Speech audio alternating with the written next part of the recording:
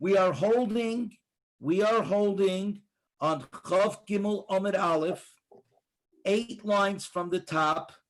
We're holding on 23A1 with the words Vaharei Teruma. Okay, but here in the case of Teruma.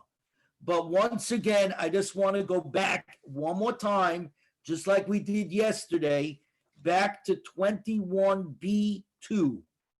Back to 21B2, Chaf Aleph Amid Beis, number 2 in the art scroll.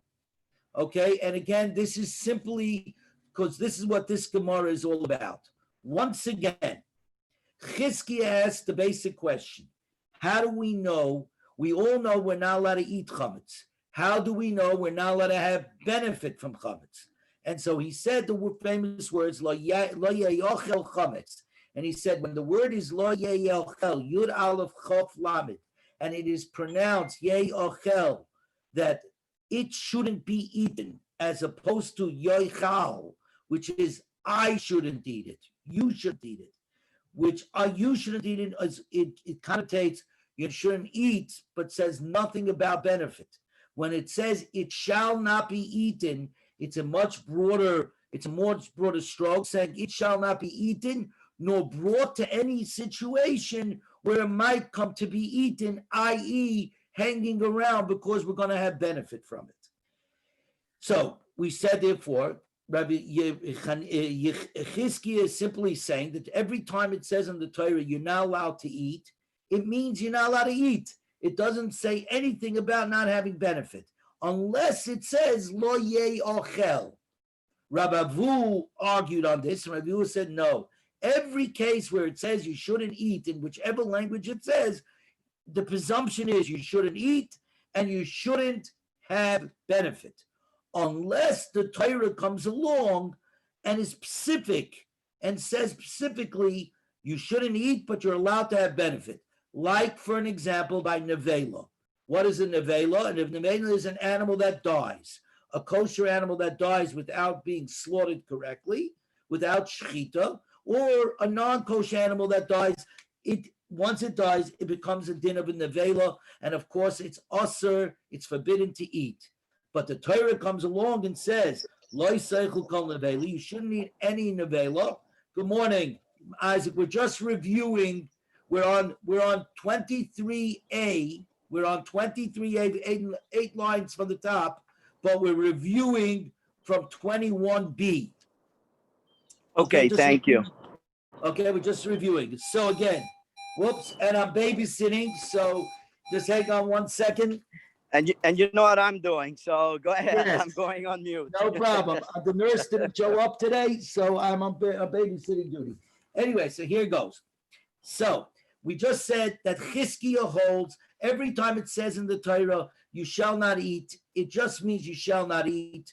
It doesn't mean that you shouldn't have benefit. You're allowed to have benefit, unless it says specific words, lo ye'ochel, it shouldn't be eaten, which means it shouldn't be eaten nor brought into any situation where it might come to be eaten, i.e., where it's hanging around because you have benefit.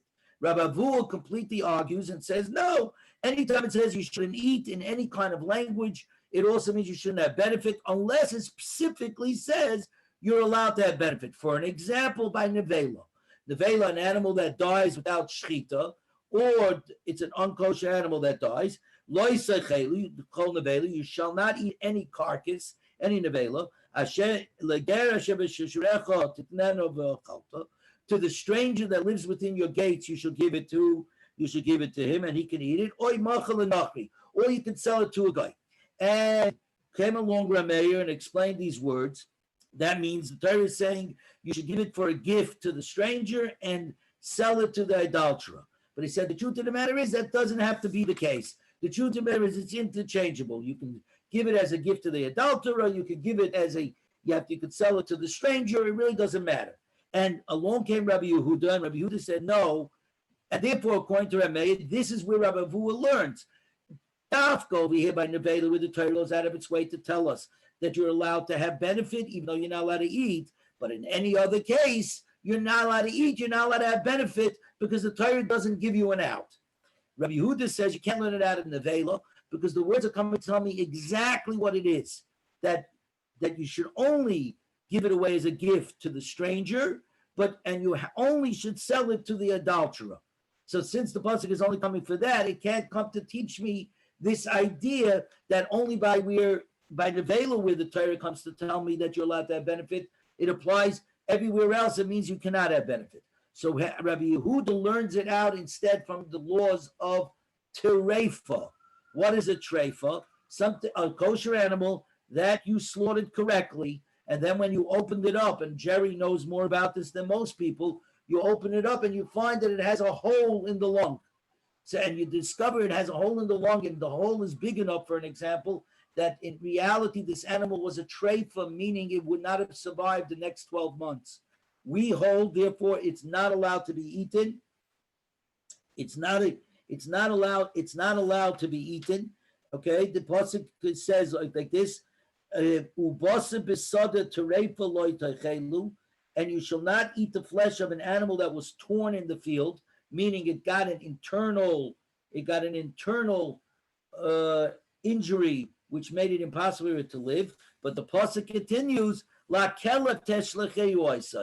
to the dog you shall cast it. So the idea being by terefa, where it says you shall not eat it, and it specifically comes to tell me you're allowed to throw it to the dog, you're allowed to benefit by at least feeding it to the dog, right? Every other isser in the Torah, therefore, is when it says you shall not eat, it means you shall not have benefit at all unless the Torah comes to Pacific. And then we went ahead, and for a full daf all the way to the top of Chav Gimel, all the way to 23. Give me a second. Come on, little girl. There we go. Okay, give me 1 second, guys. All right, there we go. Okay, so the short and long of it is, we went on for a daf, back and forth, and we kept bringing questions on Rabbi Avu specifically, where we said, you say every time it says you shouldn't eat, it means you're also not allowed to have benefit. And then we kept bringing cases all over the place where there are exceptions to that rule, where clearly you cannot eat, but you are allowed to have benefit. And in each case, we said, this is an exception to Rabbi Avu's rule because it says, lochem, to you, which means it really belongs to you, so you can't eat it, but you're allowed to have benefit. Or terumah sechem, it is your terumah, like we're about to see right now. Point is, we kept finding exceptions to the rule. And for Chizkiah, we kept finding cases where it says lo ye'ochel, which also meant that in those cases he agrees. It means you shall not eat, you shall not have benefit. And in all of those exceptions, because of words that's said in the pasuk. So right now, the truth is, we actually haven't found where anybody actually, in practicality, is actually arguing with anybody. Every time Rabbi Avu it doesn't work out for Rabbi Avu, and it sounds like Chizkiah, he says, oh, that's an exception. Every time Chizkiah has a problem, they say, oh, that's an exception. It's like Rabbi Avu. So that's where we are. We did this, and we can now continue for most of the daf today along these same lines. So now we are 8 lines from the top from Chav Gimel. So it says Vare Teruma, but in the case of Teruma, if everybody remembers, there's 2 types of Teruma. There's the Teruma that goes to the kohen, that the kohen is only allowed to eat, and then there's something called a Levi, by the way, gets Meiser Rishon. That means the Levi gets from all the Yisraelim 1/10 of what their crops are, right? And then the Levi is responsible to give from that.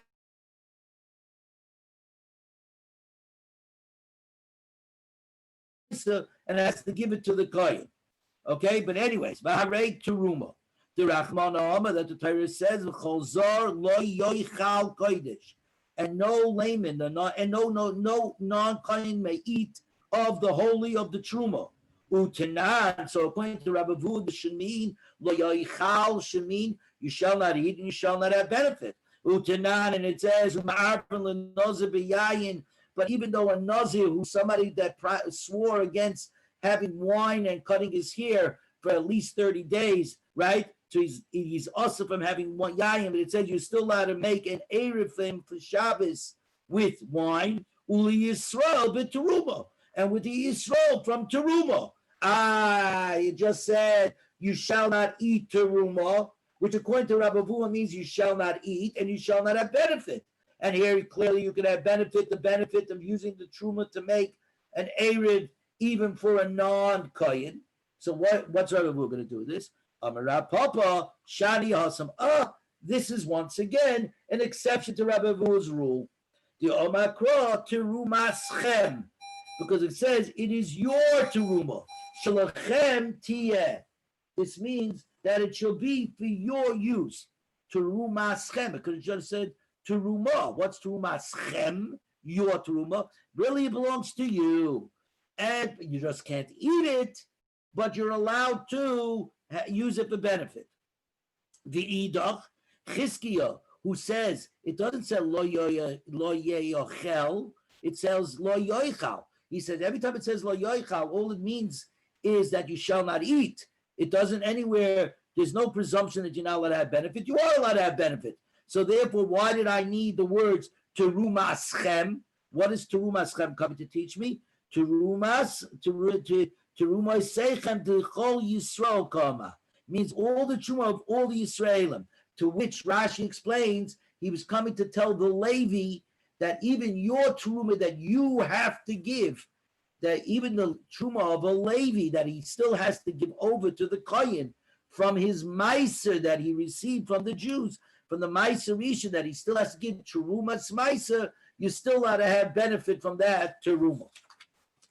So Zakti Gemara Vare Nazir, we just spoke about the Nazir. Who again is the Nazir? The Nazir is somebody that swore off from having benefit from wine or cutting his hair for at least 30 days. The Stam Nazir 30 days. Anything made from wine grapes, right? From the grape skin to the grape seeds, he shall not eat. He's not allowed to have any benefit from anything that comes from those kind of grapes.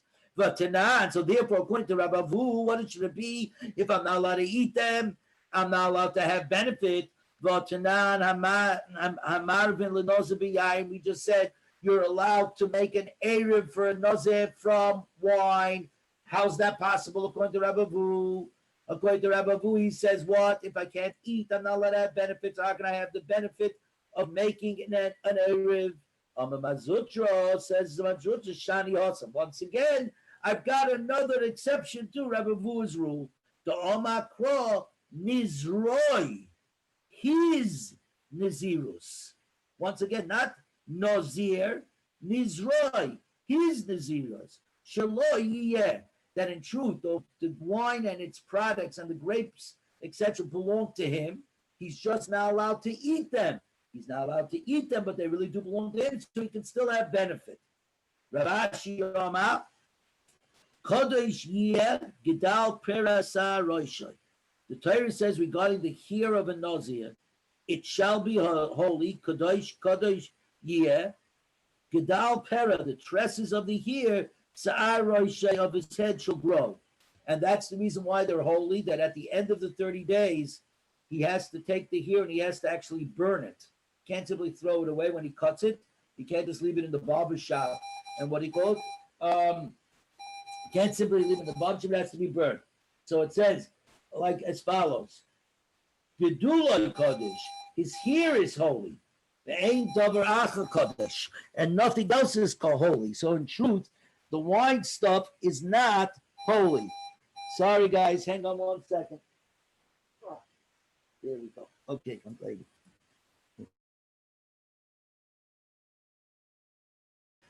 All right.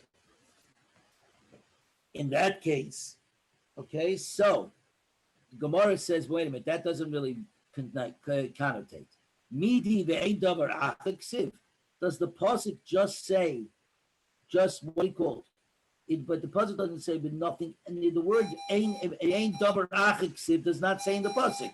In other words, but nothing else is not written in the pasuk. In other words, the pasuk does all it says is, here is holy. It doesn't say anything about the wine. The fact is, the wine of the Nazir is also usher to him. It's clearly usher to him. He's not allowed to use it. He's not allowed to drink it. He's not allowed to drink anything, not its seeds, not its skin. On the contrary, the psukim are leaning themselves to say you shouldn't have anything to do with them. So it says the Gemara, stick to the answer of Marzutra, which was, it says Nizroi instead of Nazir.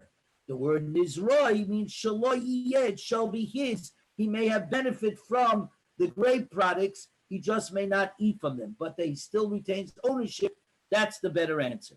Bottom line is, once again, we had a question of Rabbavu, and we found another exception for Rabbavu. You might notice the pattern over here.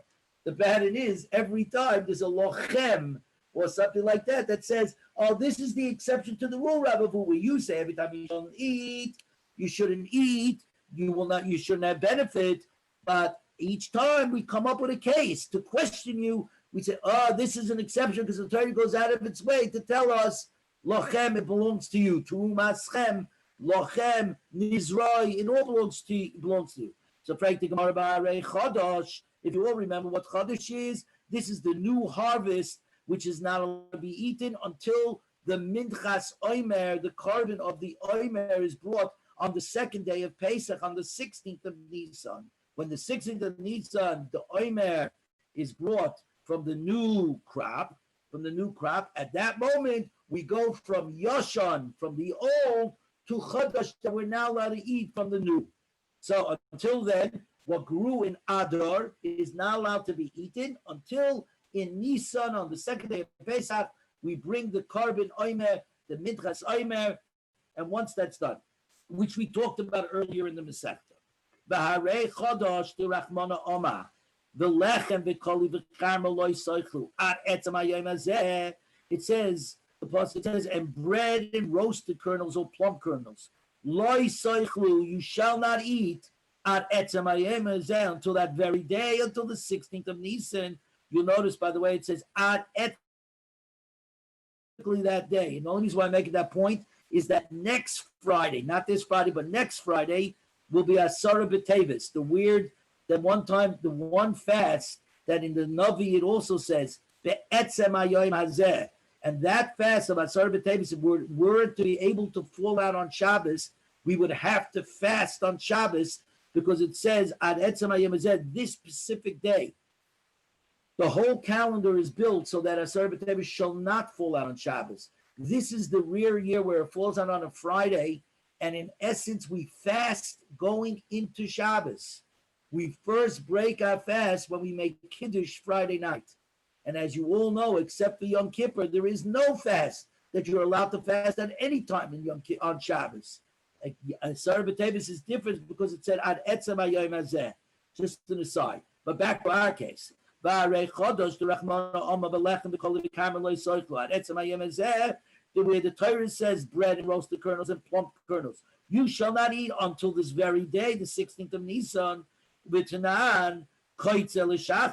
are allowed to harvest not fully grown grain before the harvesting of the Omer, before the Omer is brought, and you're allowed to feed it to the animals.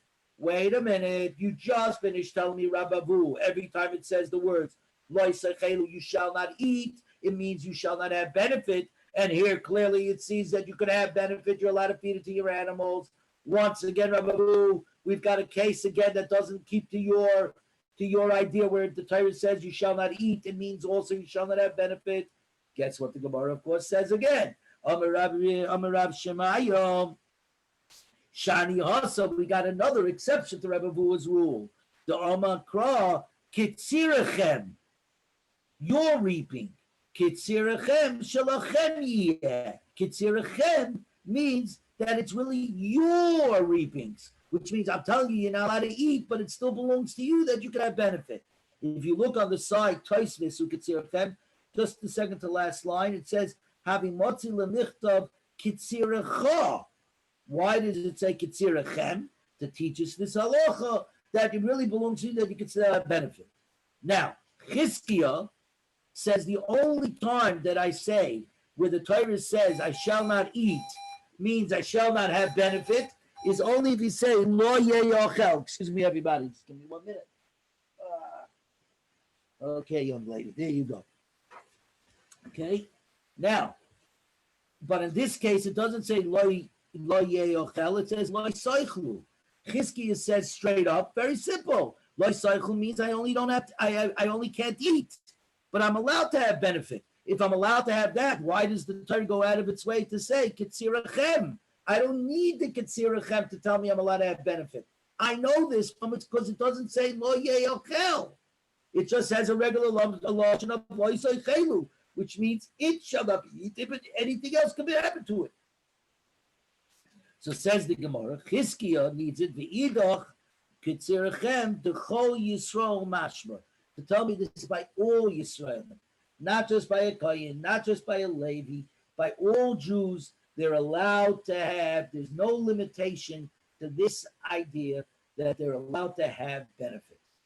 Kitzirachah would not have told me that would have been a limiting. We could have said only the Kohanim or Levi maybe. But here we're saying no, all Jews. Fine. So now we've come, the Gemara says another case. V'harei shirotzim. Now we're up to the case of the creepy, crawly things. Remember again, the shirotzim are tameh. They're tameh. They're crawly. The 8 crawly animals are completely tameh. The lizards, like we have in Boker Raton. The Rachmana Alma Shiketsu, it's an abomination. Lo ye'achel. You shall not be eaten. Right? Famous. Obviously, we do not eat the creepy, crawly things because they are disgusting. It's an abomination. Lo ye'achel. You shouldn't eat. Now, notice the lashon here. Lo ye'achel, which means with this lashon, even Chizkiah agrees that you shall not eat also means you shall not have benefit because you shouldn't come to anything that might cause you to eat it, i.e. having benefit while it's around. So this is a case where Chizkiah and Rabbi Abu hold the same. The sheketzu lo ye'ochel. It shall not be eaten. It shall not be eaten, and it shall not have benefit from it. Right? So everybody seems to say it shall not have benefit. Here,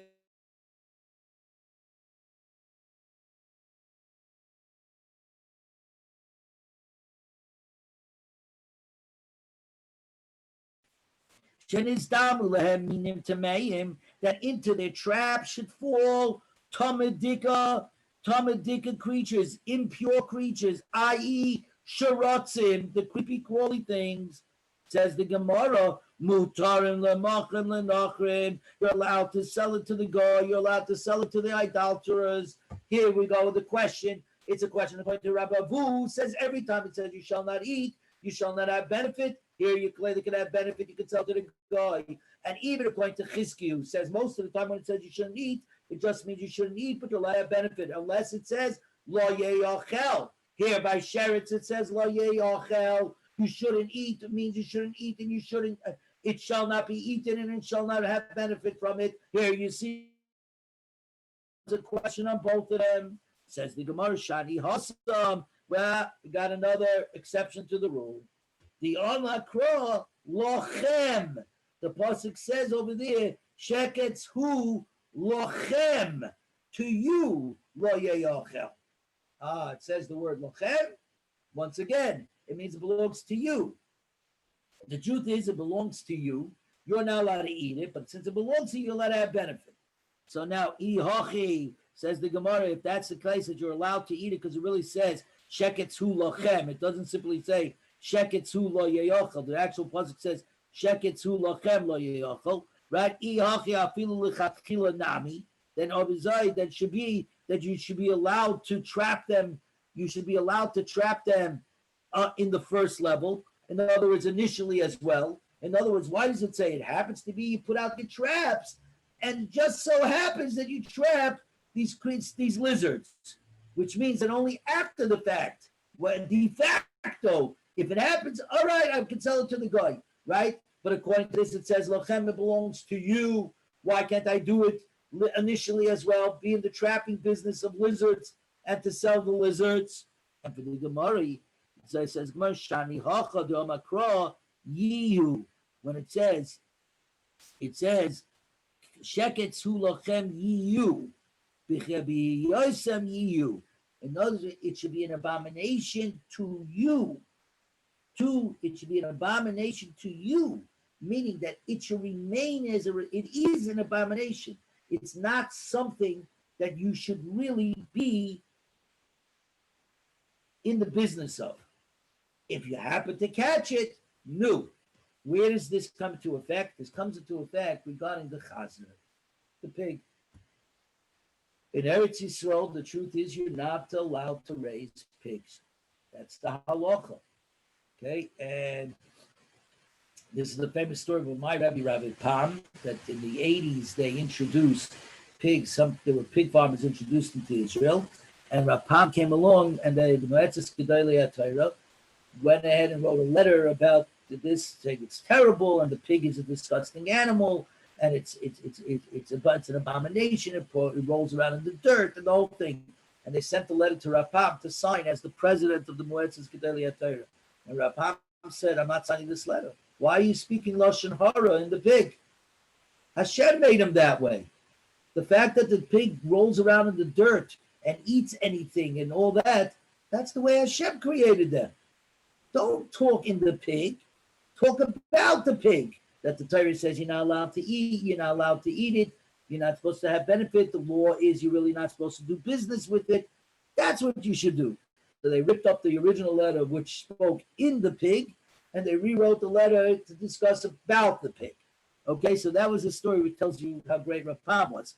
But this is where the halacha comes. The truth is something that's an abomination, that's the Torah finds disgusting, is not something that you should be metapel with, that you should do business with. If it happens to be de facto, we're not going to cause you problems. Says the Gemara, Ulechizkiya. Now I got a problem. It says lo yeyochel.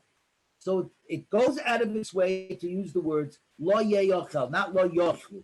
Lo yeyochel, which is the only case where Chizkiya says, in that case, it shall not be eaten and it shall not have hana, it shall not have benefit. Right? So it says, and so that meant over here by the Sheretz, it means you shall not eat, you shall not have benefit. Then the pasuk comes along, Maisi lochem lemishrei. Then it comes to say lochem dafka to tell us, no, you are allowed to have benefit. So says Chizkiya, loy lifter rachmana lo yeyochel. So don't write the words lo yeyochel, write the words lo yoichlu, right? And then you don't need the word lochem. The only reason why you needed lochem because you went out to first use the word lo yeyochel, which is the only word which I say is the only word that tells me that if I can't eat, I can't have a benefit. Use a different language, and that will tell me I can't eat, but I'm allowed to have benefit. So it says Chizkiya, Malach Chizkiya, mitam didi nami mehacha. In fact, my whole opinion comes from here. It says lo yeyochel, and why did I need lochem? Because the Torah is coming to tell me only in this case. It belongs to you. But every other case where it says lo yeyochel, it actually means you shall not eat and you shall not have benefit. This is in fact where I learn my case, where I learn out that lo yeyochel usually means both. You shall not eat and you shall not have benefit. This is the one case where the Torah then brings it and then says, now we have an exception to the case. So now, Faith, we're getting closer to home. V'harei chometz. What about chometz? You shall not eat chometz, which means you shall not eat and you shall not have benefit. Side Chizkiya, side Rabbi Vu. V'tanya, and this is Rabbi Yosef Galili. Is very hard to understand. And the Gemara on Chavov on Daf 26 is going to come to explain Rabbi Yosef Galili. But v'tanya, Rabbi Yosef Galili yoimel. You should look upon it as a wonder. Hey, chametz osaba no kol shiva. How could you say that chametz is forbidden for benefit all 7 days? Rabbi Yosef Galili says chametz is also to eat, but you're allowed to have benefit from chametz. Okay, forget about how that works. But according to this, how could Rabbi Yosef Galili exist? When everybody say Chizkiya, when it says lo yeyochel, it always means what? That you're not allowed to eat and you're not allowed to have benefit. Of course, according to Rabbi Vu and even according to Chizkiya, says the Gemara Shani. Awesome. Now we have another exception. The Omakro lo yeroeh lecho sa'ar, and the pasuk said, and leaven shall not be seen by you. That means by you that it belongs It belongs to you. It belongs to you. It belongs to you, meaning you can't eat it, but it still belongs to you. You can still have benefit. Now, the Rabbanon, who clearly say no, you cannot eat from it, and you're not allowed to have any benefit from chametz whatsoever all the days of chametz. Shalach iyataroya, it's coming to teach us. You cannot see leaven bread that is yours. You are allowed to see the goyim's chametz, which means you're allowed to go shopping, and if you see the chametz, no biggie. The shel gavoya, like we learned before, and from the Most High, the chametz from the mizbeach, from the Beis Hamikdash, which we learned many times in the past, because that is ownerless, because that belongs to nobody, belongs to everybody, and therefore it belongs to nobody. That you're allowed to see the leavened bread of the goyim and of the Most High, of the leaven that's of the Beis Hamikdash. Trei lecha kasivi. It actually says twice. Lo yerei lecha sa'ar, and it also says lo yerei lecha chametz. And as we're going to see, there's actually a third pasuk as well. But the Gemara is working its way down. The idach. What do the Rabbanon do with the extra lecha? They say chad ben nachri shechibashtoi. The chad ben nachri shechibashtoi. One comes to tell us that you're allowed to see the leaven of a Gentile that you dominated, that's under your authority, that's keeping the seven mitzvahs. And the other one is to tell us even a guy that's not under your authority, that's not keeping the seven mitzvahs, you're still allowed to see his chametz, which again we had earlier in the Masechta. The idach. How does Rabbi Yossi HaGalili know this? He says, Telasa l'chatzivi. There's actually a third pasuk to teach me this rule of that any guy's chametz, whether he's under your authority, whether he's not, you're allowed to see it, because there's a third pasuk that says, Lo yeroya l'cha sa'ar b'chol gibalecha shivas yamim, and leaven shall not be seen to you in all your borders for 7 days. So we have three different pasukim throughout the Torah that say the word lecha, and therefore we have three different things that we can learn out from them. Okay, which is that you get that. So we learned that so that he's able to learn all three things. The Rabbanon, what do they hold? How do they know? What do you call? Who hold, of course, that chametz is also to eat and is of course also for benefit. What do they learn? What do they learn out of the third lecha? Chad b'se'ar, chad b'chametz, u'tzarichi. One pasuk is coming to tell me sa'ar. Sa'ar is non-edible leaven, meaning yeast, dough that has yeast in it, which has great power to rise and become true chametz. The chad b'chametz is chametz, like a cake or whatever it is, which while the chametz does not rise any further. So in each case, you can see things. Maybe the leaven should be the real us iser, because it's the one that has the power to really rise, right? But chametz, that's okay. You can see that chametz. You can be on top of that. Or the other one, you say, no, that's actual chametz. The leaven hasn't quite become chametz yet. Since you have both ways to say, I need all the psukim to come to tell me that in every one of these cases, I'm still allowed to see it if it belongs to a guy. So now, and Rabbi Yossi HaGalili says, I don't have such a problem. I hold, I don't need to learn it out from the psukim. I know this on my own. So the Gemara says, this rule of Rabbi Avu, that where every time it says you shall not eat, it also means you shall not have benefit. Lema kitanoi. Maybe this is really something that we can learn from argument of the Tanoi. The pasuk says regarding chalev of a nevela. Again, a nevela is an animal, a kosher animal that died without shechita, without slaughtering, or a non-kosher animal that simply died. But let's talk about let's talk about a kosher animal in this case. Within this animal, there are two things. There is its chalev, which is its fats, otherwise known as its forbidden fats. And there's, of course, its gidanosha, its sciatic nerve. Now, by the way, the rule of chalev, that chalev is osir, that you're forbidden to eat chalev, is only by domesticated animals. By wild animals, like a deer's chalev, a deer's fats are allowed to be eaten. It is only by domesticated animals that the Torah came along and said chalev is osir. Okay? That's by and large the halachas. Now,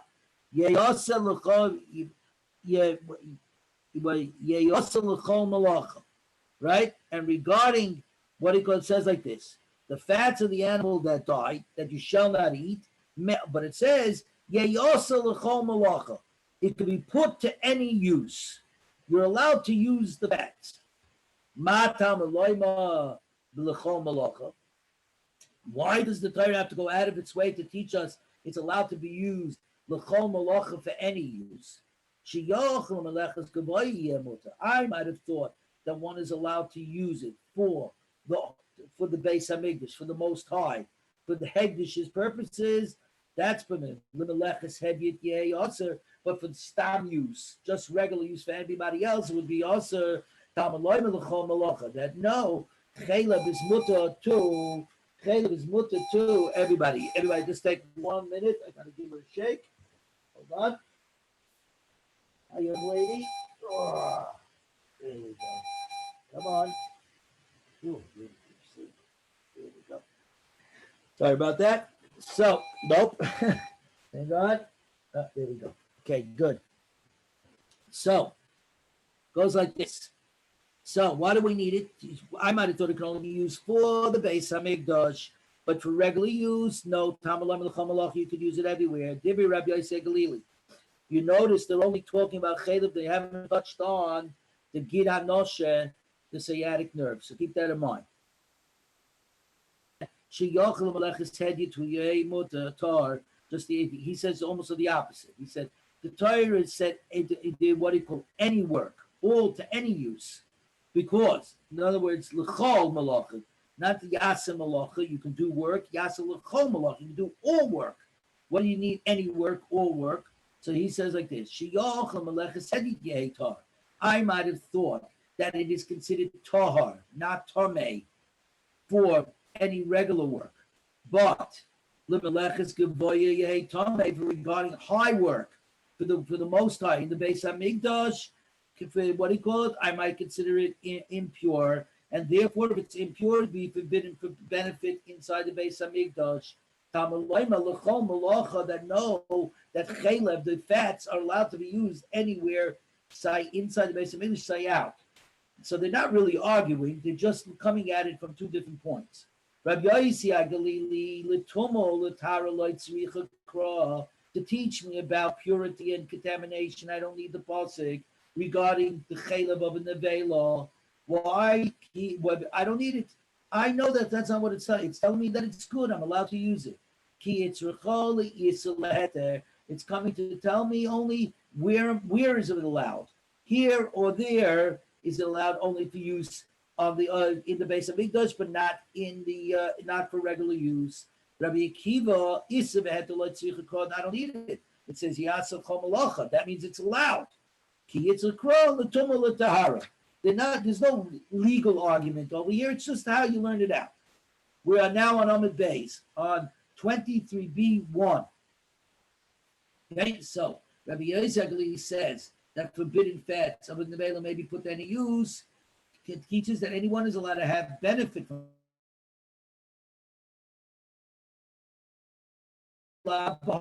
this is what we're arguing. Rabbi Yosef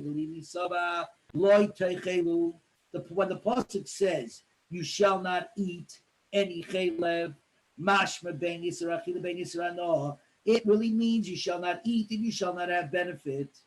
V'chi asa krala mishel in avela v'ano dasa, and the pasuk which said that the chalev of an avela may be put yasa l'chol malacha, may be used for any work, is coming to tell us that no, that the chalev of nevela, the fats of nevela, yes, even though it from the words loisa chelu, I would say it can't be eaten and it can't have benefits.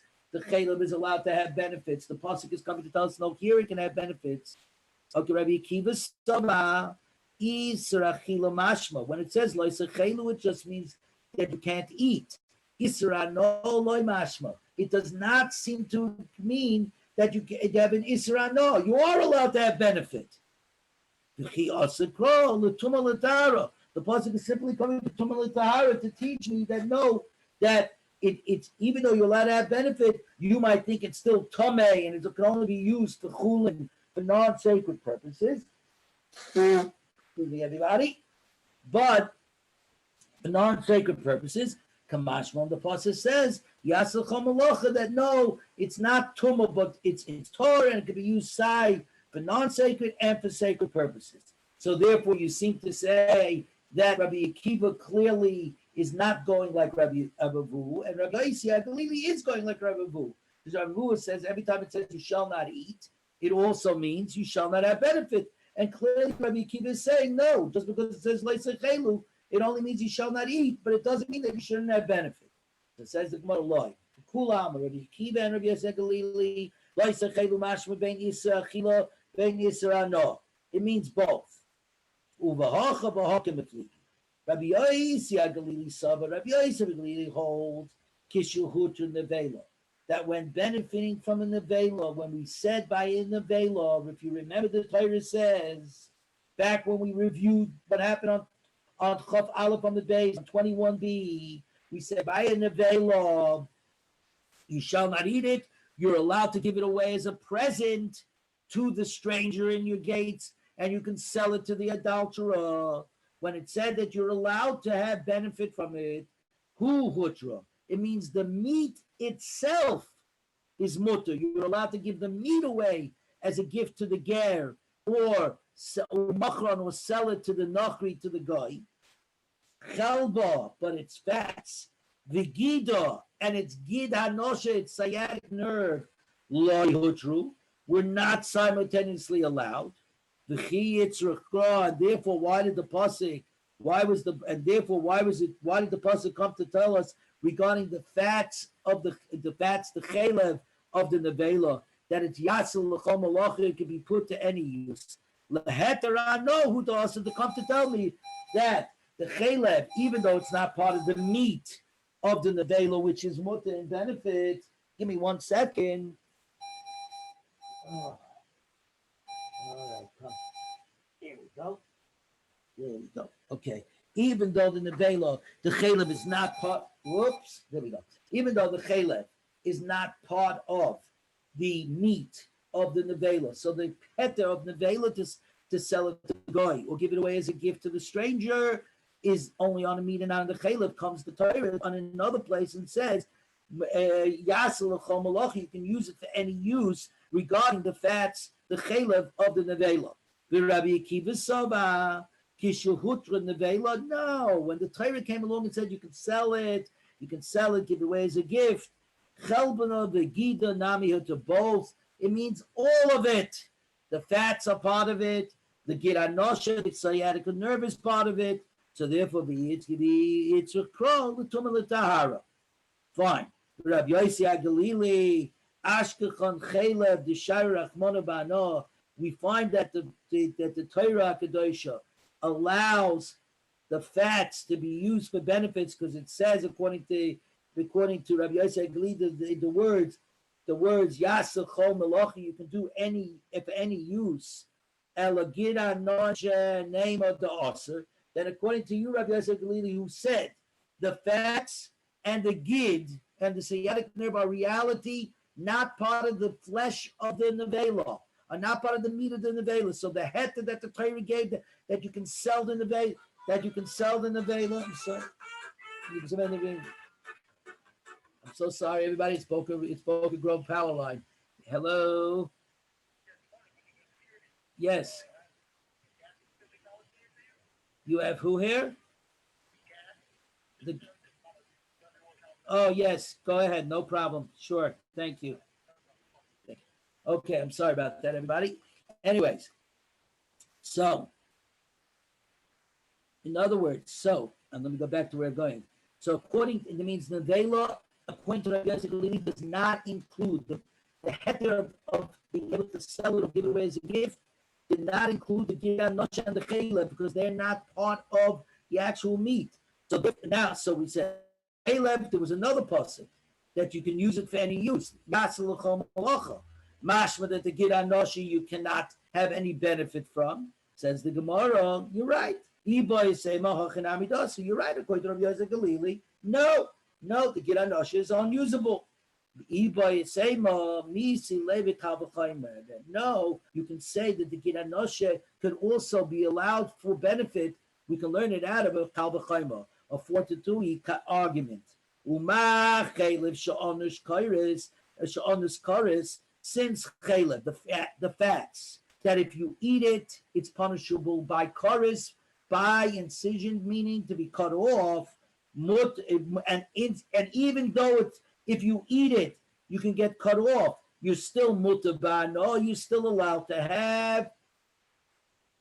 You're still allowed to have. A benefit. Gid she'enei on his karis, but the gid anoshe that does not have the onus of karis. It's only a lav. If you eat the gid anoshe, all you do is get malchus. You get lashes. Like kol shekain, that certainly, if chaylev, which you get chorus, you're allowed to have benefit, get hanosh, which you only get lashes, no like kol shekain that you should be allowed to, have benefit. By the way, can you guys hear me? Because I got a message here that says that you guys are not hearing me. Are you guys hearing me? Jeff, you hearing me? Okay. Yeah, Jerry? Okay. Thank you, Jerry. Appreciate. The Rab Shimon the Osa. But Rab Shimon, if you remember back over there on 22a, Rab Shimon said that the Gid HaNoshe is Osa. Why? Because he said the Gid HaNoshe, the sciatic nerve, is not noise tam. It does not give off any flavor. Anything that does not give off flavor does not, in other words, if you remember, we had this discussion that things are bottle b'shishin. And if the two things are cooked together, kosher and non-kosher, or meat and milk, what we say is if the meat is more than 60 times greater than the milk, it's not a problem. The milk gets thing. But we said that if the other thing is noising tam, if it goes ahead and imparts flavor, right, then it cannot be nullified because the flavor goes into the other meat. It goes into the other meat. Boy, my granddaughter's really sleeping. Give me a second, guys. I got it. What do you call it? But the Gida, I'm just going to keep right on talking. The Gida Noshe, come here, wait. Okay. Okay. The Gida Noshe. Whoops, no. Guys, sorry, give me one more minute.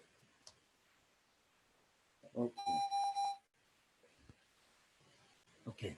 The Gid HaNoshe, so if, according to Rav Shimon, the Gid HaNoshe does not impart flavor, if it does not impart flavor, if it was cooked together with kosher food, guess what? It doesn't affect the kosher food because all it is a piece of wood. But on the other hand, because it's a piece of wood, it's not part of the nevela, the flesh, the basar of the nevela, the meat of the nevela. So this that the Torah came along and was matir, the basar of the nevela, not just that you're not allowed to eat it, but you are allowed to have benefit. We're allowed to sell it to the guy or give it away as a gift to the stranger. Nonetheless, that doesn't include the Gid HaNoshe because the Gid HaNoshe, the sciatic nerve, has no flavor. It has no flavor. It's not meat. If it's not meat, it's only a stick. The Torah said, "Im koze," you're not allowed to eat it, but it doesn't have the heter that you're allowed to have benefit that comes from the vela. So Rav Shimon said it has no flavor, therefore it's like a piece of wood, and therefore when the Torah said you shall not eat it, it means you shall not eat it. You shall not have anything to do with it. No benefits. That's it. Ikel Mifrach, he says, what is he going to do with this Kal V'chayma? What is he going to do with this great argument? Ma'achel of the fats, which has an onus of chorus, you're still allowed to have benefit. That Gid HaNoshe, which is only lashes, only malchus, right? Like Kolshke, you should be allowed to have benefit. It's a great Kal V'chayma. Rav Shimon the Osa would say, Ikel Mifrach, I could break apart this Kal V'chayma. Mal Chaylev. Ma lechelef shekain hutu miklolei eitzachayo. The fats, if you remember, has an out. The whole issur of forbidden fats is only by a domesticated animal, but by a wild animal like a deer, there's no issur of chelev. Ma she'en kain time of begid. You want to say the thing about gid shloi hutu miklolei eitzachayo, which was not released by a chayat. The gid anosha is also sai by a domesticated animal, and sai in the deer, even in a chayah. So says the Gemara, V'idach Rabbi Yosef Glida would say, this is where we're going to stop, by the way. At the end of the day, I'm talking about an animal. I am talking about an animal. Okay? All we're talking about right now are domesticated animals. In the rules of domesticated animals, what it called, chaylev was not permitted by the Torah for consumption regarding a domesticated animal. But it allowed us an out. It did allow for benefit because it says, what you call Yasser Kol Malachi. You can do any work with it, right? So we said therefore Chaylev also is allowed to be benefited. Now I have a Kavachayma. If Chaylev I'm allowed to have benefit, even though if I eat it, I'm Chayiv Karis, then Giranosha, which I'm only Chayiv Alav, right? Like Kol Shekem that I'm allowed to have a according to the BJC. Anyway, so this is where we're going to stop because now the Gemara is going to come to the obvious point. And I'm just giving it for tomorrow. It turns out that Chizki and Rabavu, Chizki again said, every time it says you shouldn't eat, it just means you shouldn't eat, but you're allowed to have benefit unless it says lo yeh yochel. Rabavu said, every time it says you shouldn't eat, it means you shouldn't have benefit. For the last two dafim, we brought case after case where clearly it says you shall not eat and you are allowed to have benefit. And in each case, we found an out for Rabavu. We said, oh, that's Shani Hossam, this. There's an exception. It says lochem, trumaschem, all the exceptions. Then we ask questions on Chizkiah.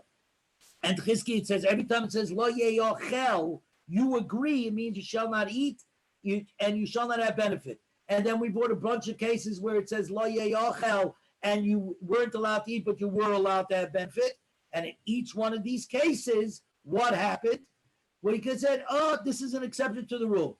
So says the Gemara, as it's about to do, it turns out in reality, they don't argue. In every case, they agree. We can't find a case where in practical terms they argue. In every case, there's always an exception to the rule. So why did we just spend two dafim going back and forth in this argument when in fact, in reality, there's no difference between them? That's where the Gemara is going to take off from this point on.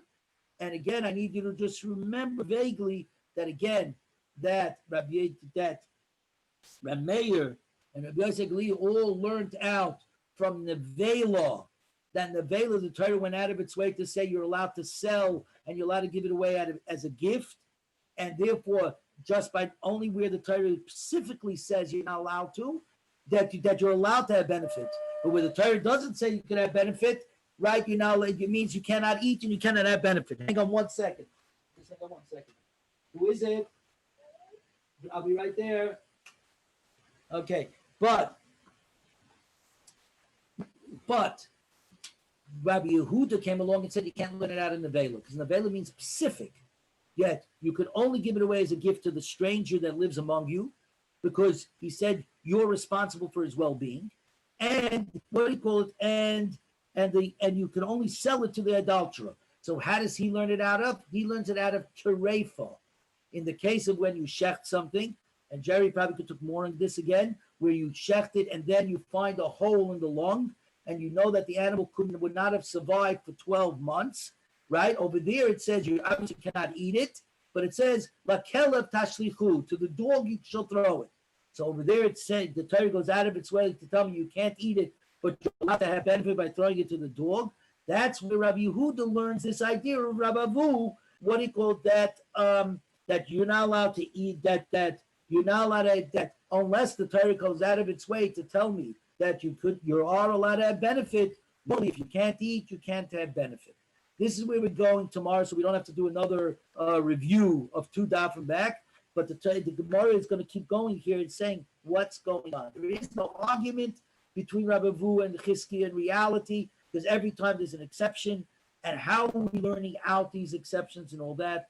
and it's just going to break apart the words into the minutia of all the extra words. Guys, have a great time. Enjoy.